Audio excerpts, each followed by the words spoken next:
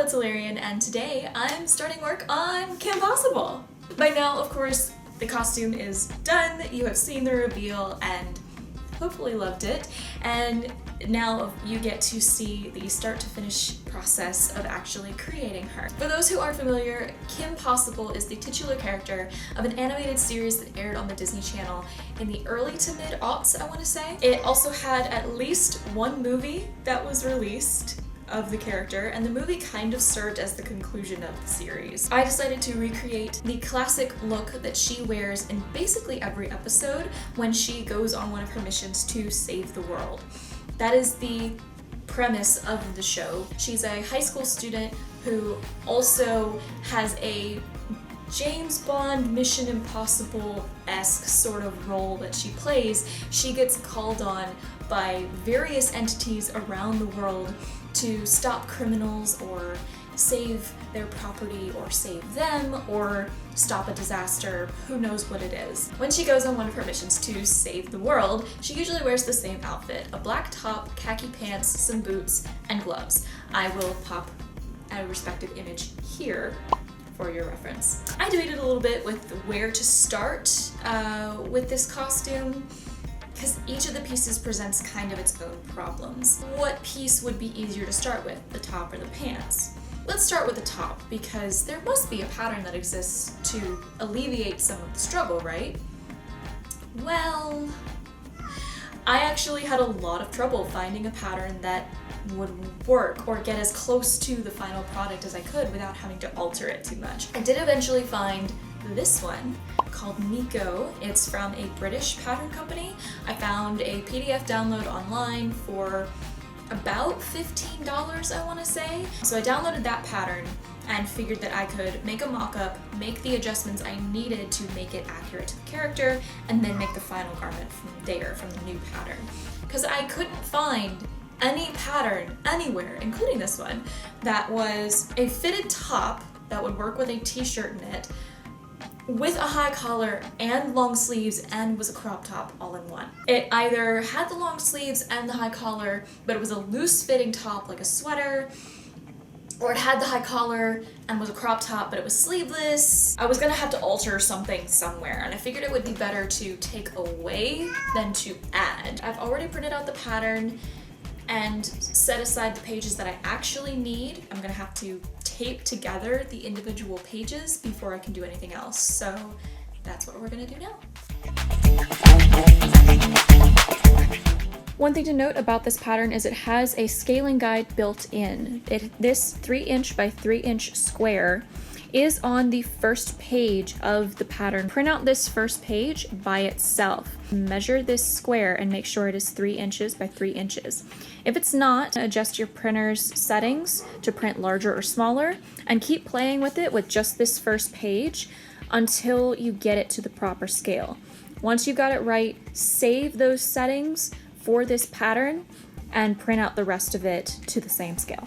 If you've never worked with a printout pattern at home before, it's a pretty simple process. You can see here I've got all of the pages printed on standard letter size paper, and the margins are printed along the edges. So the first page was the top left corner. From there I folded the left edge in along the margin for the top row, and then once I got to every row after that, I'd fold the top edge and then the left edge as well for the inner pages. It might not line up perfectly, just do the best you can, match it up as closely as possible. Then once you have it all laid out, you can tape all the pieces together and cut everything out. Now that I've got it all taped together, I'm gonna go ahead and cut out pieces so that they're a little bit easier to handle.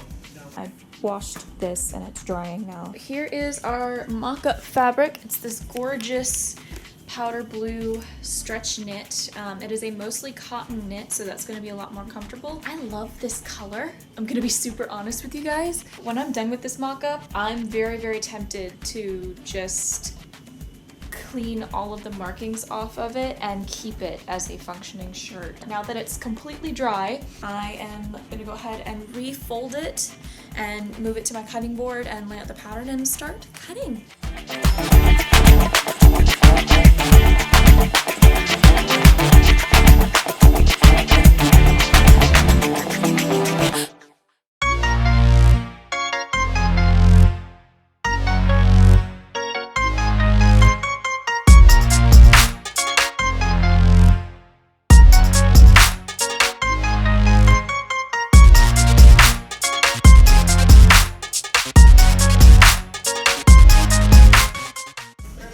Okay, so that's the pattern pinned and cut. Hang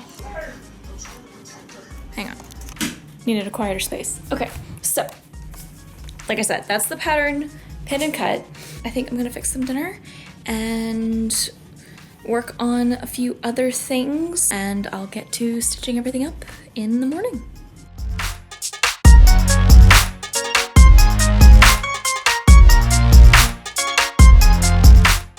Hi, hello, I'm trying a top knot for the first time in my life, and I don't know that I'm gonna make this a regular thing. How do people do this with their hair and not have it just immediately fall down? Because that's what mine has tried to do. I have 6 bobby pins in my hair and it's still trying to fall down. What? Here's the finished top mock-up. You see this line was where we attempted to mark it with pencil the other night, but this line is definitely too low because this is my belly button. Hello. And I need this to come up to like here. It's like a whole inch off. I'm just gonna mark it myself as best I can with chalk. Try to take in the sides and pin them. Actually, I have some fancy wonder clips now, so I might use the wonder clips. I'll probably take in all of the seams at least an inch because there's a lot of ease in this pattern and I want this to fit fairly snug. Open call to any other costumers or sewers. The only chalk I can ever find for sewing purposes is white or blue. The white shows up pretty well on here, but it would be nice to find dark colored chalk when I'm working with lighter materials. So if any of you out there know of a place to get inexpensive, easy to wash off, dark colored tailor chalk, please let me know. Comments. Thank you. I had to get Mom's help to like really get it. We ended up just folding it, which I don't know why I didn't think to do that in the first place. I think I'm gonna pinch these with my clips and then pull it off as carefully as I can. It looks like I need to take in about 4 inches of ease on either side. I have this sleeve folded up here, and I know I need to take about 1.5 inches off of the sleeve for it to fit as snugly as I would like. The collar, I'm still a little uncertain what I'm gonna do. I want it to fit snugly, but the way the seam currently is sized, I struggle to get it over my head. I'll do some reading and figure it out, but yeah, this is effectively what it should look like when it's done. I'm gonna lay this out folded on top of the pattern and just mark on the paper pattern that I have. Moving on. I'm in the middle of pressing. I'm about to do the hem of the sleeve so that I can trace that off, but I wanted to make a quick side note. You see those clampy things? These little crabby claws, as Morgan Donner calls them, or pidgey crabs, that's the word she used. These are called wonder clips. Quilters use them. A lot of people use them. I found them recently myself. They are delightful. They're so helpful. That's all.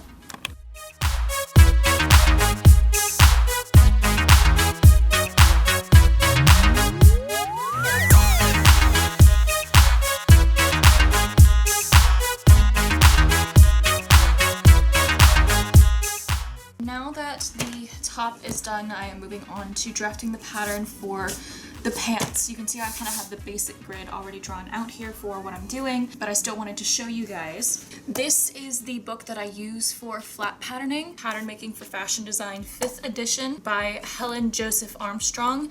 This book was actually required for my flat patterning class in college. It's probably a little bit up there in price range. It's probably going to be a couple $100s because it is technically a like collegiate level textbook as opposed to just a how-to book you would find in a Barnes & Noble, but you can get it off of Amazon. Bear in mind, if you do get this book and decide to use it, it is going to show you flat pattern drafting from more of a fashion industry mindset as opposed to costume making or a home sewer or what have you. So there's a slightly different mentality as to how things should look, how things should fit, how things should be made. If you are not of the fashion industry persuasion, feel free to go against any of the suggestions that are in this book. I simply recommend it because it's what I've been using. Back here in chapter 26 is where the pants are. Because her pants are sort of a military cargo style, it made the most sense to me to actually go with a trouser and then divert from there. So I've already drafted out this beginning grid onto my paper. I might have to get a little extra to tack on at a couple of the edges here. I've kind of already done that on one side to make room for my hips. We'll do that as we need. Let's get some drafting done, shall we?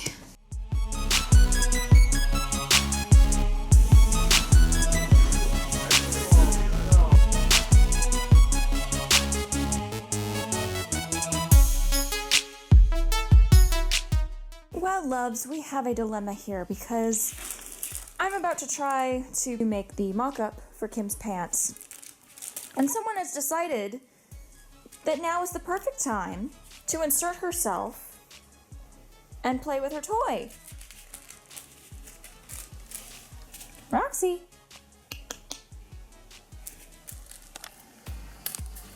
What are you doing? What are you doing? Huh? Hey. Such a menace. Chica's just watching over her shoulder. Somehow I will get this mess moved and actually get this work done. Hey y'all, so a lot of time has passed since last I recorded, and a lot of things have happened. First of all, I got very stuck on the pants. After 6 mock-ups, I kid you not, I'm finally pretty happy with where they are. I still have 1 or 2 minor adjustments that I need to make before I cut out and make the final pants. I'll show you the mock-up here. The crotch section is still a little bit snug across the front. This muslin has no stretch in the cross grain whatsoever, but the cotton twill that I have will be a bit more stretchy. These are the cargo pockets. I'm actually really happy with how these turned out, and just following a tutorial online was how I ended up doing this, so I will post that in the description for anyone who would like to see that. This lower pocket is sized for the wallet that I am currently using, and the upper pocket is sized for my iPhone. I do need to extend the waistband more though. I need to add like 2 inches to that, but everything else is perfect. My ankles are gonna work perfectly. I'm really happy with how they finally came out. It's hiding down there, but I've already washed that cotton twill. I do have the wig. That's her up there. This is the Amy wig from Arta Wigs in the color Pumpkin. I'm very happy with the style and the length and the color. I just need to comb through it a little bit and remove a few of the tangles so that it hopefully looks a little bit more well kept. I've decided to just use a pair of black boots that I already have. I just need to clean them. I have the plainest possible black leather gloves I could find, because for some reason when you search for black leather gloves now, you either get really bulky industrial ones, or you get sleeker looking ones, but they've got all this decorative crap all over them because the people who designed them are thinking of it looking cute on your hands in the winter or some shit like that. I just need plain, sleek, black leather gloves. So I found the plainest possible I could. I'm not about to learn how to make gloves right now. We're moving right along. Still need to go get buttons to color match the pants. I may need to get thread as well, because I'm looking at my thread options and I have some things that might work, but I'm not sure. So I have now encountered potentially an issue with knits. They don't technically have a grain and a cross grain. The terms are slightly different, but the application is the same. The vertical direction typically will still have less stretch than the horizontal. Somehow I either cut this fabric the wrong way, so I cut what should have been the longitude on the latitude and vice versa, or this fabric is just weird. Either way, my cross grain is not stretching very much. Well, I'm now concerned because the collar, which I have now sewn the center seam of and pressed and everything, it will not stretch past really the size where it is. I was able to pull the neck opening of the bodice over my head. I'm not sure if I will be able to get it over once the collar is on. If that is the case, I may have to either find the rest of this fabric and recut, or I will have to go get more fabric and redo this. Screw it, let me test it. 1 sec. No, it's not wanting to come over my head at all. It literally won't stretch. So I'm gonna have to recut this collar. I don't even know where this fabric went. It's been so long since I cut it. I have no idea where the rest of this black knit is. Time to go hunting for fabric.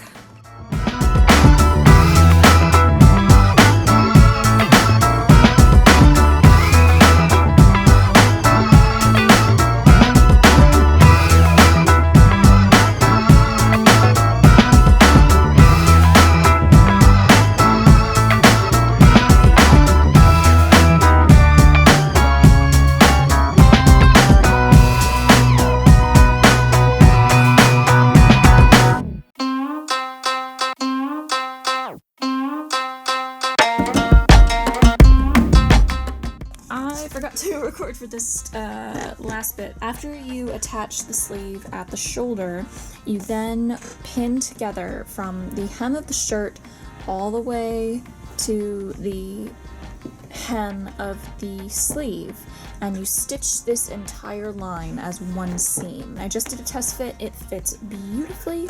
So now I'm going to hem this. I have on my pattern a 1-inch hem. I'm debating doing a 1/2 inch instead because the back of the shirt, which is the shorter one here, was already threatening to show the bottom band of the sport bra. I may just pull this up 1/2 inch and pull the front up the full amount to match this so that it's even all the way around. I'm honestly not entirely sure.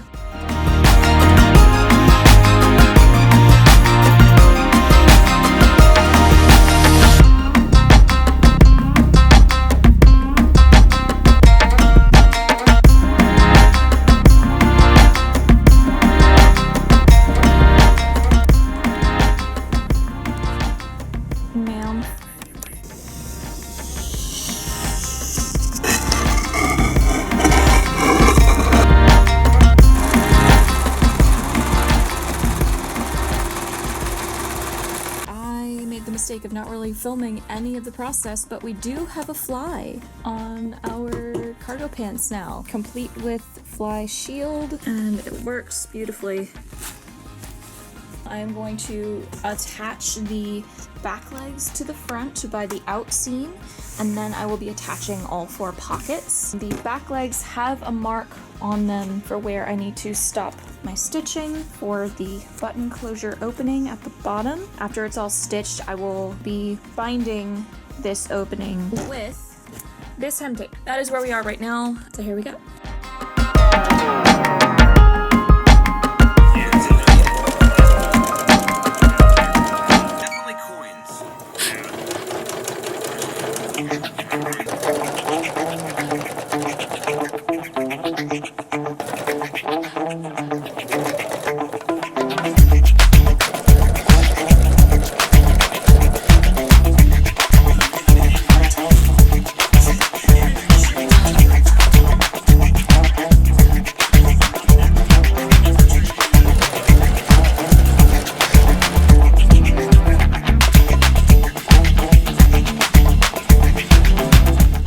We're in the final stretch. Pants are done.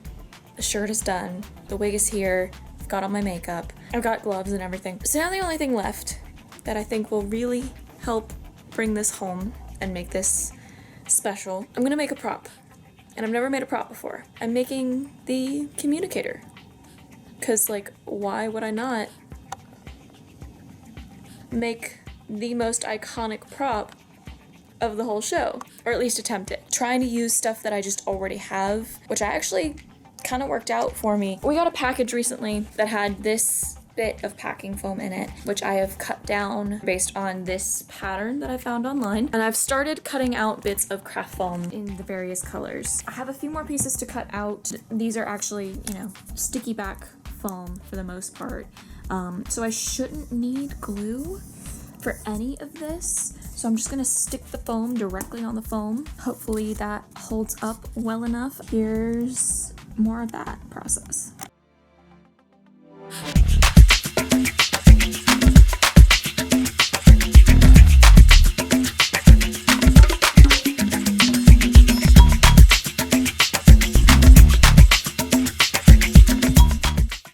last thing y'all saw was just me cutting out the foam and putting it on here. So basically I filled all of the gaps with epoxy, let that set. We did several coats of paint. I say we. He did most of it. And then sealed most of it with a matte finish varnish and did a gloss varnish coat on the screen. So here she is, my first ever prop build. I'm pretty proud of it. Pretty decent dead ringer for the Communicator.